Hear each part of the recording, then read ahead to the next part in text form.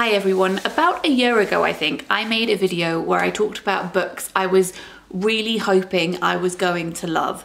Obviously, we hope we're going to love every book we read. That's why we pick them up. That isn't always the case, but sometimes we have a really special, fuzzy feeling about particular books on our shelves. So I made a 5-star prediction video. I don't actually give star ratings anymore, but we all know what I mean. And then once I had read the books in that video, I came back and basically gave you a breakdown report and said whether or not I did love those books and why. So I thought we would do that again because that sounds like a fun thing to do. So I've gone around my bookcases and I've picked out books that I am particularly itching and excited to get to. I'm going to talk to you about them. All of them will be linked down below if you would like to go and find out more. And then I will come back to you and tell you whether or not they were as excellent as I hoped they were going to be once I've read them further down the line. And I would love to know if you have read any of these books and also what books you were really excited about and think may be some of the best books you've ever read. So these are the books that give me that funny feeling. Number 1 is a new book that I've purchased called Longbourn by Jo Baker. I adored reading The Other Bennet Sister by Janice Hadlow, as you know, because I've talked about it a lot, and that is Pride and Prejudice from the point of view of Mary. This is Pride and Prejudice from the point of view of the servants who work in the Bennet household.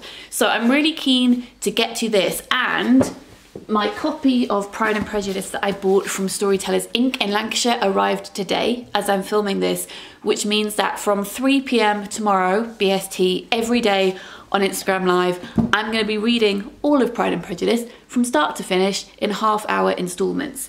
And the lives will be saved to the profile for 24 hours. So if you fancy joining me for that, please do. So yes, I'm excited to revisit this and particularly excited to get to this, which is brand new for me. Another brand new book, which is new to all of us because it's not out yet. I think it's coming out in May, so it's coming out very soon. And this is Puny by Katherine Lacey. I showed the proof in an earlier video. This is the finished copy now. It's a very short novel about a person called Puny who arrives in this small town. They are found in the church, which is why the locals call them Puny, but they don't actually know what their name is, whether they're a man, whether they're a woman, where they've come from, why they've arrived here.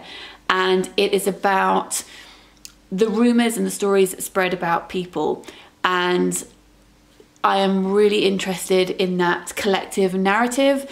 I think it feeds into so much of what is going on in the world today, and I'm hoping that this is going to be brilliant. This next one is really to remind myself to read it, because I have been meaning to read this book since it came out, which is On Earth We're Briefly Gorgeous by Ocean Vuong. This is his debut novel. I adored his poetry collection, Night Sky with Exit Wounds.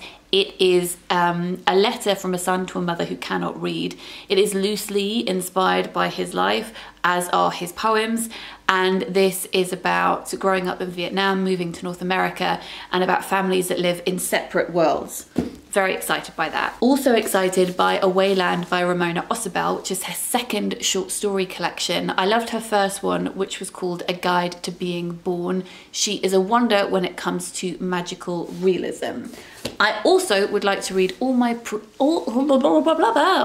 Puny Sorrows by Miriam Taves. I checked and I bought this book a year ago and I haven't read it. I was in Foyles on a bookshop session with Sarah Moss. We are very bad for each other when we're in each other's company with regard to book buying, and she recommended this and said it was one of her favourites. So I bought it, but I haven't read it yet. This is about the relationship between two sisters. One of them is trying to save the other, and it's about the history of their relationship and their family. I'm very excited about it. Must remember to actually read it. Then I have this, which has been sitting on my shelf even longer because it's a classic. I think I feel less of a sense of urgency about getting around to reading it. I read another of Geraldine Dewsbury's books, The Half-Sisters at uni, and loved it and have been meaning to read more of her work. I left uni 11 years ago. So this hasn't been sitting on my shelf for 11 years, but I have been meaning to read more of her work for 11 years. So this is Zoe, and it says on the back, in the early part of the 18th century, a child is born on foreign shores to an English man and a Greek woman, a liaison of love, if not legitimacy. The young girl is sent to England, where her uncle sees that meekness is not her distinguishing virtue and offers her the classical education usually reserved for boys. This is the story of Zoe's life, of the marriage she accepts as her only semblance of freedom, of her exuberance and wit which both captivate and outrage people, and of her determination to be the woman she is, unshackled by convention. I love these quotes here. Her close friend Jane Carlyle described Zoe as indecent and in want of reserve. So that sounds great. I have 2 climate change novels on my TBR. I might have more actually, but on this specific TBR I have 2. So we have Caris Bray's new novel, which was supposed to come out this month but is now coming out in the autumn. And this is When the Lights Go Out, and it's about a husband and wife. The husband is preparing for the end of the world because he fears that it's coming, whereas his wife is just trying to prepare for Christmas, and she is very frustrated that he is preparing for something that she just cannot foresee or understand. And then we have Flight Behaviour by Barbara Kingsolver. I've never read any Barbara Kingsolver, but I've heard such amazing things. And I have read the beginning of this book before in a Try a Chapter tag, and it got beaten by one other book, but I was sorely tempted to continue with this one. It says that it is about a woman who is trying to escape herself and her family. She feels very trapped. She actually goes out seeking an affair but finds something different. She finds the wonder of nature, and it says that this is about a deeply human story touching on class, poverty and climate change. I also have very high hopes for this memoir here, which is In the Dream House by Carmen Maria Machado, and this is about her being in an abusive relationship with another woman. So talking about her experience of that, but also linking that in with this idea that she has seen knocking around a lot, that relationships between women are often utopian, and how that is just not the case, and trying to break down why people think that might be the case. Yes, so I again have heard brilliant things about that too. And the final 2 books that I have on this TBR, the first one is The Cook by Melita Carangal.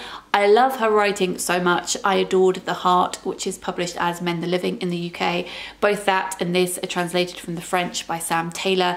This is a really short book about food and about a cook who's trying to make it, and I just think that that sounds delightful. So I look forward to reading that. She's got such rhythm to her work.